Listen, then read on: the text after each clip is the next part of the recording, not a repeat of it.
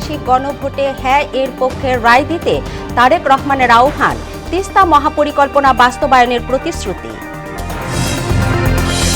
ক্ষমতায় গেলে জাতিকে আর বিভক্ত হতে দেবে না জামায়াত, বললেন ডাক্তার শফিক।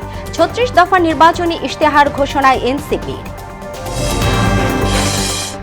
প্রচারণায় সরগরম চট্টগ্রাম ১১ আসনের নির্বাচনী মাঠ। প্রার্থীদের নানা প্রতিশ্রুতি, সুষ্ঠু পরিবেশ চান ভোটাররা।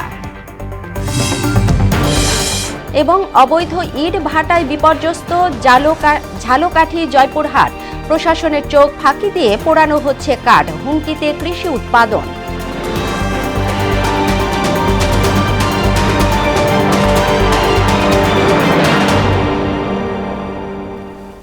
আসসালামু আলাইকুম, মোহনা সংবাদে স্বাগত। শুনছিলেন শিরোনাম, পুরো সংবাদে আপনাদের সাথে আছি তাবশিরা লিজা।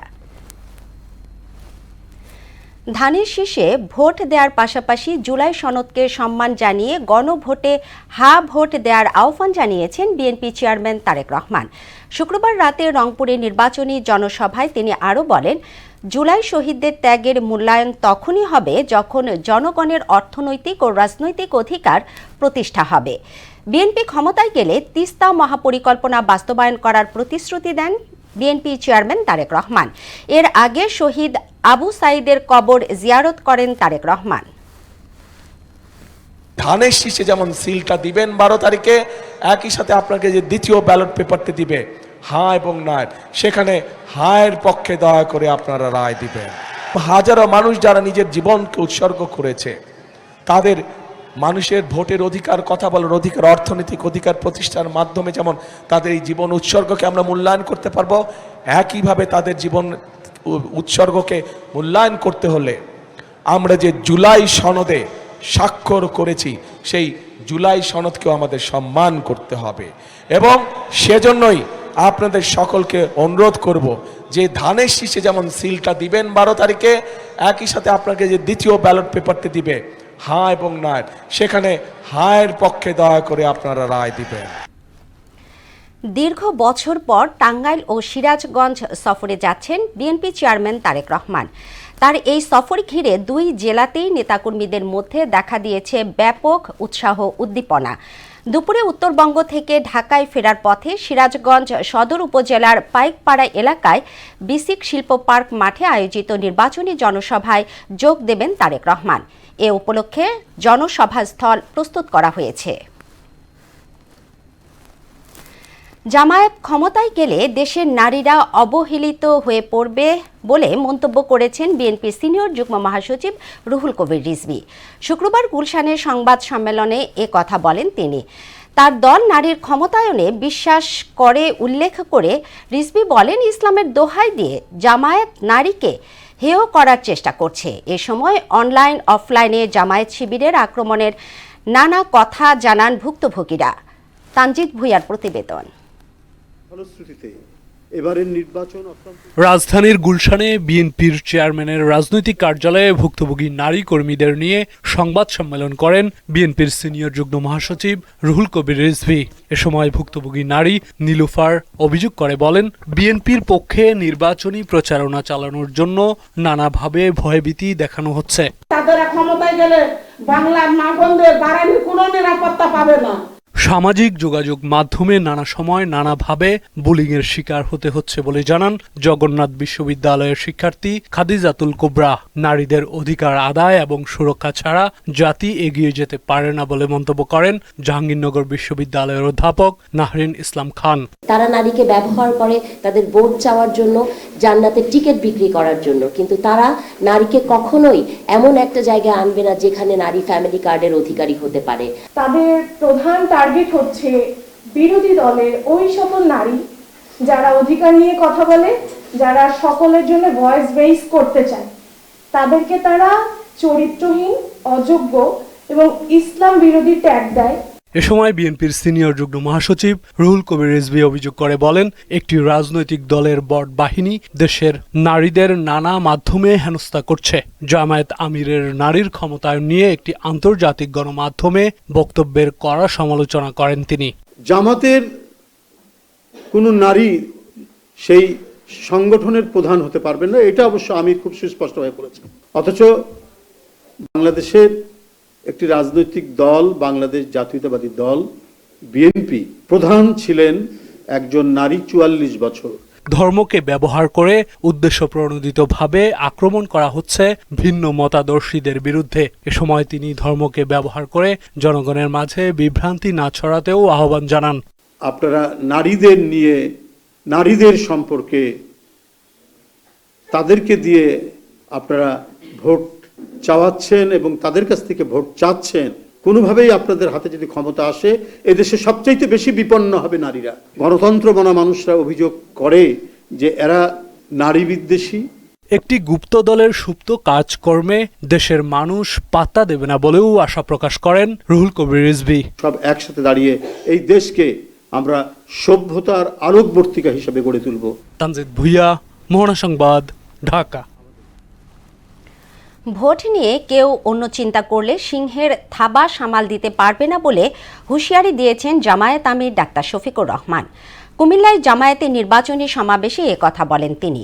এর আগে শুক্রবার বিকেলে লক্ষ্মীপুরে অনুষ্ঠিত নির্বাচনী সভায় তিনি আরও বলেন, জামায়াত ক্ষমতায় গেলে জাতিকে আর বিভক্ত হতে দেবে না।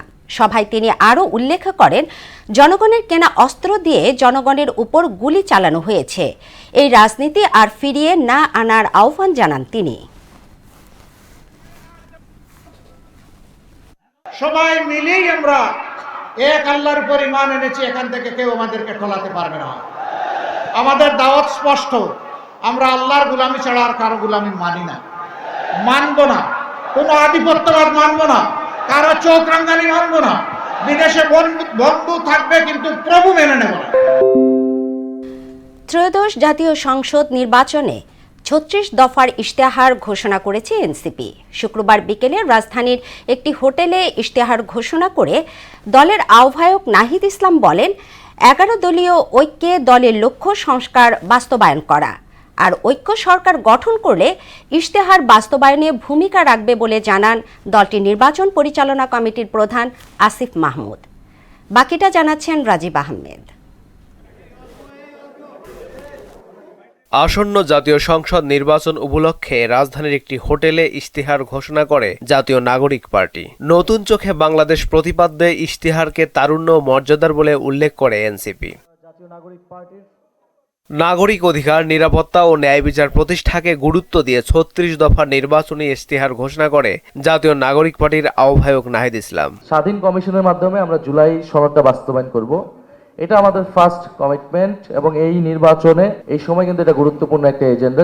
গণ অভ্যুত্থানের সরকার প্রতিষ্ঠা হলেও এর সুফল ঘরে ঘরে পৌঁছায়নি উল্লেখ করে তরুণদের কর্মসংস্থান সৃষ্টিতে নিজেদের পরিকল্পনা ইশতেহারে তুলে ধরে এনসিপি। তরুণদের যে সংকট, বিশেষত কর্মসংস্থান, তাদের লাইফস্টাইল, জীবন এবং জীবিকার যে সংকট, সেটাকে অ্যাড্রেস করে আমরা কিভাবে একটা ইয়ং জেনারেশন আমরা তৈরি করতে পারি। সাম্প্রদায়িকতা, সংখ্যালঘু নিপীড়ন সহ যে কোনো প্রকার বৈষম্যমূলক নিপীড়নকে প্রতিহত করতে একটি বিশেষ সেল গঠন করা হবে বলেও ইশতেহারে বলা হয়। আমাদের সাম্প্রদায়িকতা, সংখ্যালঘু নিপীড়ন, জাতি পরিচয়ের কারণে যে বৈষম্যমূলক আচরণ, সেটার জন্য আমরা মানবাধিকার কমিশন একটা বিশেষ সেল থাকবে। আর 11 দলীয় ঐক্য সরকার গঠন করলে ইশতেহার বাস্তবায়নে কার্যকর ভূমিকা রাখবে এনসিপি বলে জানায় দলটির নির্বাচন পরিচালনা কমিটির প্রধান আসিফ মাহমুদ সজীব ভুইয়া। সেই ঐক্য ক্ষমতায় গেলে আইন, নীতি ও প্রশাসনিক সংস্কারের মাধ্যমে এই অঙ্গীকার বাস্তবায়নে আমরা দায়িত্বশীল ভূমিকা পালন করব।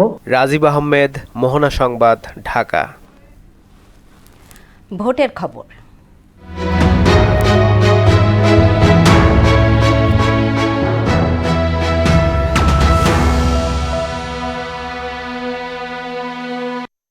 বিশেষ আয়োজন ভোটের মোহনায়।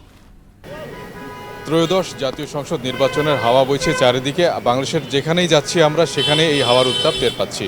আজকে আমরা এসেছি মোহাম্মদপুরের যে শিয়া মসজিদ এলাকা, খ্যাত যে এলাকাটি রয়েছে সেখানে এসেছি।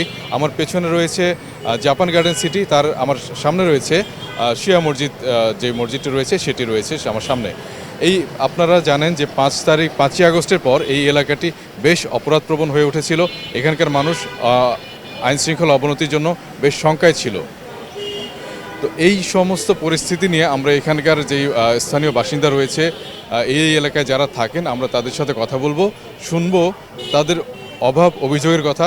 তারা যে সমস্ত প্রার্থী এখানে নির্বাচনে প্রতিদ্বন্দ্বিতা করছেন তাদের কাছে কি প্রত্যাশা করেন, এই এলাকায় কি সমস্যা রয়েছে সেটাও আমরা শুনবো। আসুন আমরা তাহলে শুনি সেসব সমস্যার কথা, তাদের প্রত্যাশার কথা।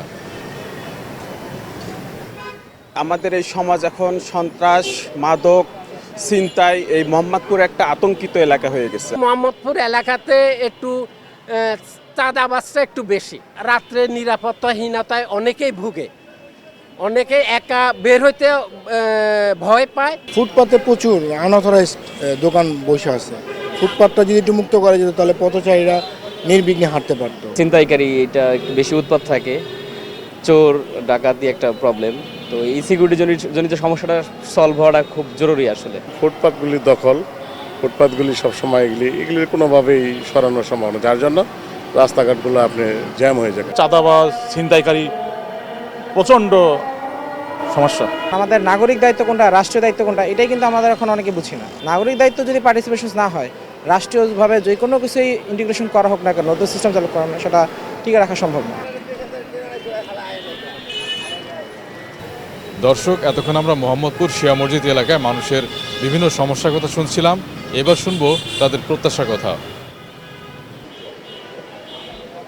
বর্তমানের দেশ পরিচালনার দায়িত্বে যে ভালো করবেন, আমরা তার পক্ষেই আছি। আমরা যেন এই এলাকায় শান্তিতে বসবাস করতে, চুরি ছিনতাই এই জিনিসগুলো যাতে না থাকে, এতটুকুই আমাদের চাওয়া। এটার ক্যান্ডিডেট হলে আমাদের জন্য ভালো হয়, দেশ যাতে এগিয়ে যেতে পারে, সেটাই তো আমাদের সবার প্রত্যাশা। এরকম কোনো প্রার্থী আসুক যারা সন্ত্রাস, চাঁদাবাজ মুক্ত করবে এবং সাধারণ মানুষের পাশে থাকবে। আমরা চাই ভালো মানুষ যে কাজ করবে। বিগত তো আমরা অনেক দেখছি যে সবাই নিজেকে নিয়ে চিন্তা করতো, ওইটা না করে জনসাধারণের জন্য যদি চিন্তা করে ভালো কিছু আশা করতেছি। গরিব দুঃখী হোক আর বড় লোক হোক, সবাই যেমন আপনার বিচারটা ভালোভাবে পায়, রাস্তাঘাটে যেমন ভালোভাবে চলতে পারে। দর্শক, এতক্ষণ আমরা ছিলাম মোহাম্মদপুর শিয়া মসজিদ এলাকায়। আমরা শুনছিলাম এই এলাকার মানুষের বিভিন্ন অভাব অভিযোগের কথা। তারা বলছিলেন তাদের নির্বাচন নিয়ে তাদের ভাবনার কথা, তারা কি প্রত্যাশা করেন নতুন সরকারের কাছে সেটাও তারা বলছিলেন। নির্বাচন নিয়ে শুনবো আপনার কথাও, থাকুন মোহনার সঙ্গেই। ত্রয়োদশ জাতীয় নির্বাচন সামনে রেখে সরগরম চট্টগ্রাম 11 সংসদীয় আসন। প্রচারণায় মাঠে সরগরম বিএনপি ও জামায়াত।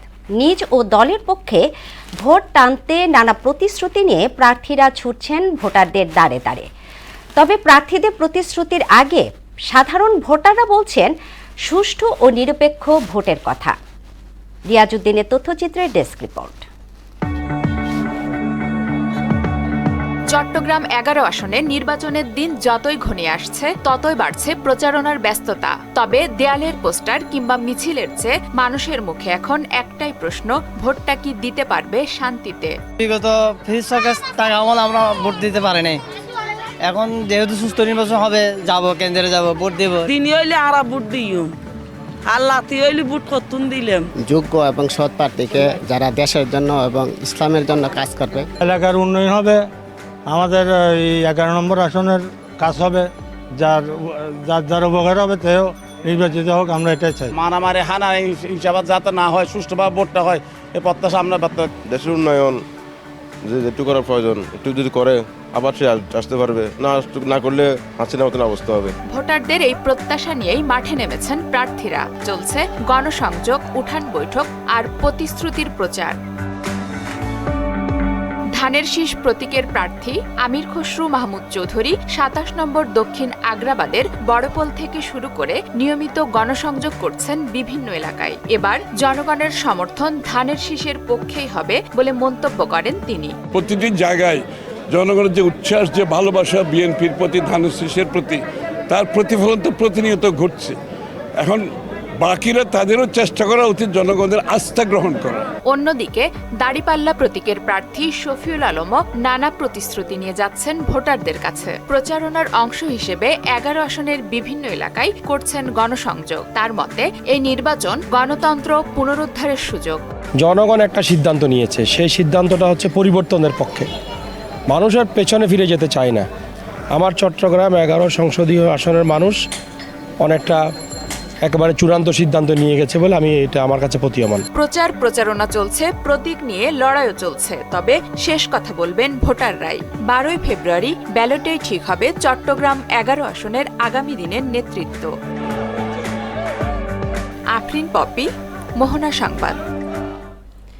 প্রশাসনের নজরদারির অভাবে ঝালকাঠি ও জয়পুরহাটে কৃষি জমিতে যত্রতত্র গড়ে উঠেছে অবৈধ ইট ভাটা। এসব ইট ভাটায় নামমাত্র কয়লা দেখিয়ে পোড়ানো হচ্ছে কাঠ, ফলে হুমকির মুখে পড়েছে কৃষি উৎপাদন আর বাসযোগ্য পরিবেশ। অবৈধ ইট ভাটার বিরুদ্ধে ব্যবস্থা নেওয়ার কথা জানায় কর্তৃপক্ষ। রুহুল আমিন রুবেল এবং মিলন রায়হানের প্রতিবেদনে জানাচ্ছেন মাহমুদা আক্তার। ঝালকাঠি জেলা জুড়েই নিয়ম বহির্ভূতভাবে যত্রতত্র গড়ে উঠেছে নামে বেনামে অসংখ্য ইটভাটা।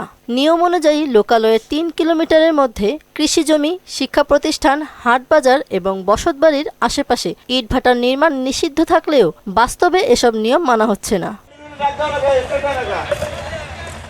ঝালকাঠিতে 41টি ইটভাটার মধ্যে বৈধ মাত্র 19টি, আর বাকি 22টি চলছে কোনো প্রকার অনুমোদন ছাড়াই।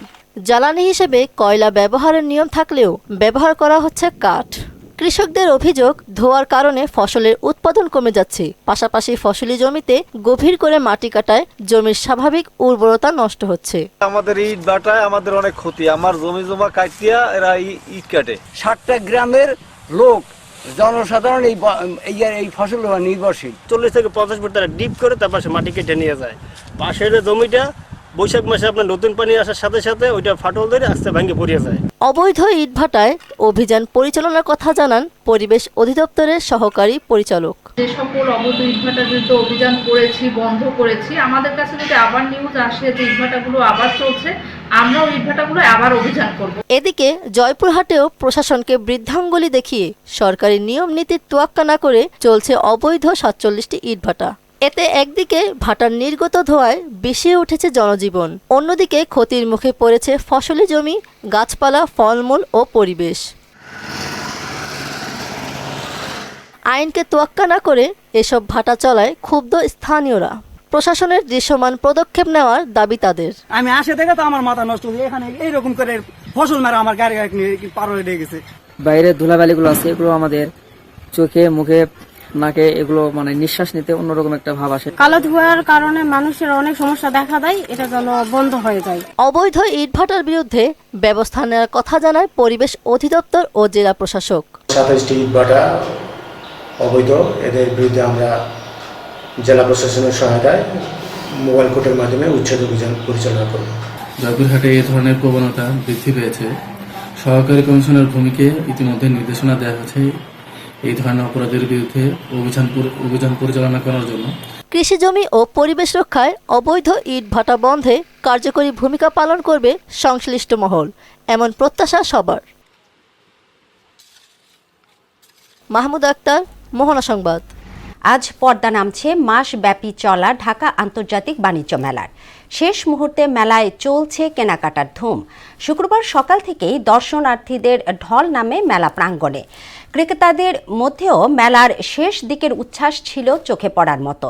সকাল থেকেই পরিবার, পরিজন ও বন্ধু বান্ধব নিয়ে মেলায় আসতে শুরু করেন দর্শনার্থীরা। শেষ দিকেও মেলা প্রাঙ্গণে নিরাপত্তা ব্যবস্থাও ছিল চোখে পড়ার মতো। এবার সারা দেশ থেকে সভা, সমাবেশ ও বিক্ষোভ নিয়ে প্রতিনিধিদের পাঠানো তথ্যচিত্রে ডেস্ক রিপোর্ট। চাঁপাইনবাবগঞ্জের নাচলে ধানের শীষ প্রতীকের পক্ষে নির্বাচনী প্রচারণা করেছেন বিএনপির মনোনীত প্রার্থী মোহাম্মদ আমিনুল ইসলাম। গণভোট ও ত্রয়োদশ জাতীয় সংসদ নির্বাচনে জনগণকে উদ্বুদ্ধকরণে বান্দরবানে ট্রাকযোগে ভ্রাম্যমাণ সঙ্গীতানুষ্ঠান অনুষ্ঠিত হয়েছে। নির্বাচন অবাধ সুষ্ঠুভাবে আয়োজনে এক সংবাদ সম্মেলনের আয়োজন করেন নারায়ণগঞ্জের ৬২ ব্যাটালিয়ন বিজিবির অধিনায়ক লেফটেন্যান্ট কর্নেল মির্জা মোহাম্মদ আরাফাত। ত্রয়োদশ জাতীয় সংসদ নির্বাচনে জামালপুর ৫ আসনের ধানের শীষ প্রতীকে ভোট প্রার্থনা করেন সহসভাপতি শামীম আহমেদ। সংসদ নির্বাচনকে সামনে রেখে তারাস উপজেলার শাহ শরীফ জিন্দানি মাজার প্রাঙ্গণে গণসংযোগ করেন সিরাজগঞ্জ ৩ আসনের স্বতন্ত্র প্রার্থী। ফেনী ১ আসনের বিএনপি প্রার্থী রফিকুল আলম মজনুকে জয়যুক্ত করতে ছাগলনাইয়া উপজেলা মহিলা দলের উদ্যোগে নির্বাচনী গণসংযোগ অনুষ্ঠিত হয়েছে। খুলনা ৪ আসনের বিএনপি প্রার্থী আজিজুল বারী হেলাল রূপসা উপজেলার রূপসা কলেজ মোড় থেকে সেনের বাজার পর্যন্ত ভোটারদের কাছে ভোট প্রার্থনা করেন। ভোলার ধনিয়ায় বাংলাদেশ জামায়াত ইসলামী নির্বাচনী জনসভা অনুষ্ঠিত হয়েছে। এ সময় প্রধান অতিথি হিসেবে উপস্থিত ছিলেন সংসদ সদস্য প্রার্থী অধ্যক্ষ নজরুল ইসলাম। মানিকগঞ্জের হরিরামপুর উপজেলার আজিমনগর ইউনিয়নে বিএনপির উদ্যোগে নির্বাচনী জনসভা করেন মানিকগঞ্জ ২ আসনের বিএনপি প্রার্থী মাইনুল ইসলাম খান শান্ত। সিরাজগঞ্জ ২ আসনে বিএনপির মনোনীত প্রার্থী ইকবাল হাসান মাহমুদ টুকুর পক্ষে মাহমুদপুর ১ নং ওয়ার্ড বিএনপির উদ্যোগে মহিলা নির্বাচনী সমাবেশ অনুষ্ঠিত হয়েছে। ফরিদপুরের নগরকান্দায় ইসলামী আন্দোলন বাংলাদেশ হাত পাখার পক্ষ থেকে বিভিন্ন হাট বাজার পথে প্রান্তরে গণসংযোগ অনুষ্ঠিত হয়েছে। চাঁপাইনবাবগঞ্জ ১ আসনে বিএনপি প্রার্থী অধ্যাপক শাহজাহান মিয়ার নির্বাচনী পথসভা শিবগঞ্জ উপজেলার শ্যামপুর ইউনিয়ন কাউন্সিল উচ্চ বিদ্যালয়ে অনুষ্ঠিত হয়েছে। সিরাজগঞ্জের কাজীপুরে সালুয়া ভিটা গরুর হাট স্থায়ীভাবে বন্ধ এবং নির্ধারিত কাঁঠালতলা হাট চালুর দাবিতে মানববন্ধন ও বিক্ষোভ করেছে এলাকাবাসী। রাজশাহী বিশ্ববিদ্যালয়ের ইনস্টিটিউট অব বাংলাদেশ স্টাডিজ এর সুবর্ণ জয়ন্তী ও ত্রিবার্ষিক অ্যালামনাই সম্মেলন অনুষ্ঠিত হয়েছে। মুন্সিগঞ্জের রামপালে আখি হল মাঠে নন র্যাঙ্কিং ওপেন ব্যাডমিন্টন টুর্নামেন্টের উদ্বোধন করেন আর্টিসান আউটফিটার্স লিমিটেডের ব্যবস্থাপনা পরিচালক। জামালপুরে জমি দখলের প্রতিবাদে সংবাদ সম্মেলন করেন ভুক্তভোগী পরিবার ও এলাকার সচেতন মহল। ডলি বিনতে মনোয়ারা, মোহনা সংবাদ। আন্তর্জাতিক প্রসঙ্গ। জাতিসংঘ শান্তি প্রতিষ্ঠা কমিশনের ভাইস চেয়ারম্যান নির্বাচিত হয়েছে বাংলাদেশ। নিউ ইয়র্কে জাতিসংঘ সদর দপ্তরে বৃহস্পতিবার পিসিবির ৫ সদস্যের ব্যুরোর নির্বাচন অনুষ্ঠিত হয়। এতে কমিশনের সদস্যরা মরক্কোকে চেয়ারম্যান এবং জার্মানি, ব্রাজিল, ক্রোয়েশিয়া ও বাংলাদেশকে ভাইস চেয়ারম্যান হিসেবে নির্বাচন করেন। বাংলাদেশের প্রতিনিধি দল এই গুরুত্বপূর্ণ দায়িত্ব পালনের জন্য আস্থা ও বিশ্বাস রাখায় কমিশনের সদস্যদের প্রতি কৃতজ্ঞতা জানায়। একই সঙ্গে জাতিসংঘের শান্তি প্রতিষ্ঠা কার্যক্রম এবং উদ্যোগে বাংলাদেশের অব্যাহত ও ভবিষ্যৎ প্রতিশ্রুতি পুনর্ব্যক্ত করে। দর্শক, এ পর্যায়ে জানিয়ে দিচ্ছি আজকের সংবাদপত্রের গুরুত্বপূর্ণ শিরোনাম।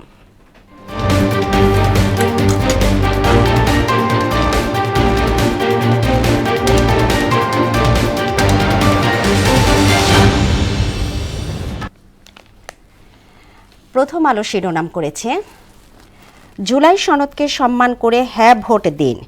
নাইকোর কাছে 12,371 কোটি টাকা চেয়ে 512 কোটি টাকা পাচ্ছে বাংলাদেশ। তাদের হাতে মানুষ আরও ঝুঁকিপূর্ণ হয়ে পড়বে, জনসভায় জামায়াতের আমির। দৈনিক ইত্তেফাকের শিরোনাম, তিস্তা মহাপরিকল্পনা দ্রুত বাস্তবায়ন করতে চাই। রংপুরে নির্বাচনী জনসভায় তারেক রহমান।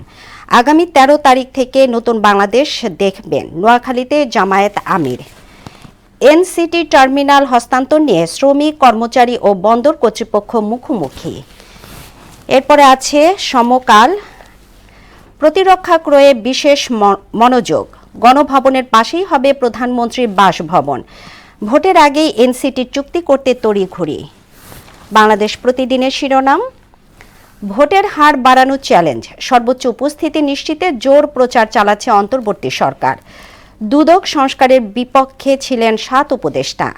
ন্যায় ও ইনসাফের পক্ষে গণজোয়ার সৃষ্টি হয়েছে, নোয়াখালীতে জামায়াত আমির। যুগান্তরের শিরোনাম, ধানের শীষের সঙ্গে গণভোটে হ্যাঁ এর পক্ষে রায় দেবেন। রংপুর ও বগুড়ায় তারেক রহমান। বিভিন্ন স্থানে পোস্টার ও রঙিন ব্যানারের ছড়াছড়ি, মানা হচ্ছে না আচরণবিধি। 13 তারিখ থেকে দেশের চিত্র পাল্টে যাবে। ফেনী, নোয়াখালী, লক্ষ্মীপুর, কুমিল্লার জনসভায় জামায়াত আমির। সর্বশেষ দ্য ডেলি স্টারের শিরোনাম, Tarek 6 vote for yes in referendum. Only 78 women in polls, a third with family link. Voting age 16, 1 crore jobs. দর্শক, এই ছিল সংবাদপত্রের গুরুত্বপূর্ণ শিরোনাম। শেষ করছি মোহনা সংবাদ, তবে যাবার আগে শিরোনামগুলো আরও একবার।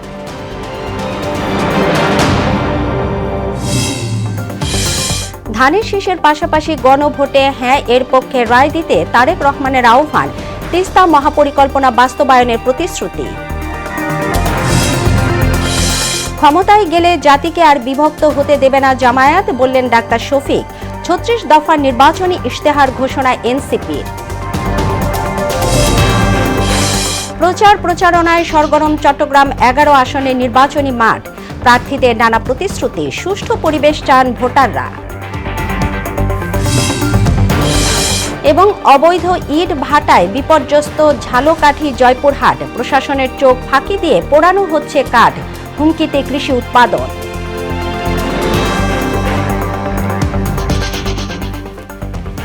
এই ছিল মোহনা সংবাদে। পরবর্তী সংবাদ দুপুর 1টায় দেখার আমন্ত্রণ রইল। এর আগে সকাল 11টায় দেখবেন সংবাদ এক নজরে। মোহনার সবশেষ খবর জানতে ভিজিট করুন www.mohana.tv। সংবাদ দেখতে পারেন ফেসবুক, ইউটিউবে। এতক্ষণ সঙ্গে থাকার জন্য ধন্যবাদ সবাই।